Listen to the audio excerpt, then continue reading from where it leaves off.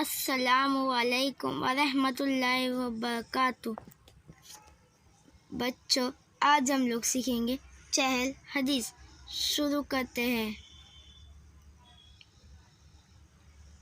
بسم اللہ الرحمن الرحیم۔ حدیث نمبر 1، انما الاعمال بالنیات، بے شک تمام اعمالوں کا دار و مدار نیتوں پر ہے۔ حدیث نمبر 2، نوم الصبح یمن، رزق کا صبح کا سونا روزی کو روکتا ہے۔ حدیث نمبر 3، السلام قبل الکلام، بات کرنے سے پہلے سلام کیا کرو۔ حدیث نمبر 4، الطہور شطر الایمان، پاکی آدھا ایمان ہے۔